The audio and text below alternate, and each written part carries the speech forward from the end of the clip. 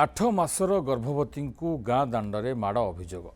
ଏକା ସାଙ୍ଗେ 30ରୁ ଅଧିକ ଆସିଲେ ଘରୁ ଯୁବକଙ୍କୁ ନେଇ ଗଛରେ ବାନ୍ଧି ନିର୍ଘାତ ବାଡ଼େଇଲେ। ଏହାକୁ ବିରୋଧ କରିବାରୁ 8 ମାସର ଗର୍ଭବତୀ ମହିଳାଙ୍କୁ ମଧ୍ୟ ଗାଁ ଦାଣ୍ଡରେ ନିର୍ଘାତ ବାଡ଼େଇଲେ, ଯେଉଁଥିରୁ ଉଭୟ ଗୁରୁତର ଆହତ ହୋଇଛନ୍ତି। ଏଭଳି ଘଟଣା ଘଟିଛି ମୟୂରଭଞ୍ଜ କପ୍ତିପଦା ଥାନା ବାଘିଆଗଡ଼ି ଗାଁରେ। ଗାଁର ସିପୁନ ମଲ୍ଲିକ ଆଜି ଘରେ ବସିଥିବା ବେଳେ ଅଚାନକ ଉପର ସାହିରୁ 30ରୁ ଅଧିକ ଲୋକ ଆସି ତାଙ୍କୁ ଘରୁ ନେଇ ଏକ ଗଛରେ ବାନ୍ଧି ନିର୍ଘାତ ମାଡ଼ ମାରିଥିଲେ। ବିଧା ଗୋଇଠା ମାରି ତାଙ୍କୁ ଦରମରା କରିଦେଇଥିଲେ।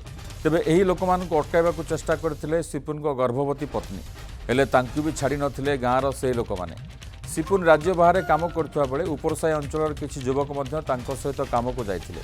ରଜ ପାଇଁ ସମସ୍ତେ ଘରକୁ ଫେରିଥିବା ବେଳେ ସମସ୍ତ ଟଙ୍କା ସେମାନଙ୍କୁ ସିପୁନ ଦେଇଥିଲେ, ହେଲେ ସିପୁନ ଟଙ୍କା ଦେଇନଥିବା କହି ଯୁବକମାନେ ଏଭଳି ଆକ୍ରମଣ କରିଥିବା କହିଛନ୍ତି ସିପୁନ।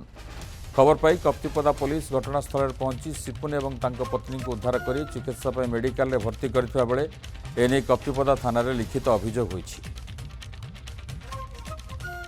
रोवे होचे हैदराबाद रे 3-4 वर्ष लगे काम करने मो सांगर 2-4 जन आम गाँ पिला आइथिले। मो सांगर पेमेंट पत्र क्लियर कर देनी सब आ रज पर्व सकाशे सब पैसा पैसा कौन माल फाल पी खर्च वर्च कर देछन। तांको घर को जन जे आ एतकी पैसा आनी देइछु आ हमकु धमकेलु ये करलु ये सब कथा याडू साडू मते कहउछन्ते आ से तेण करी मते आसिकी पिटी गले।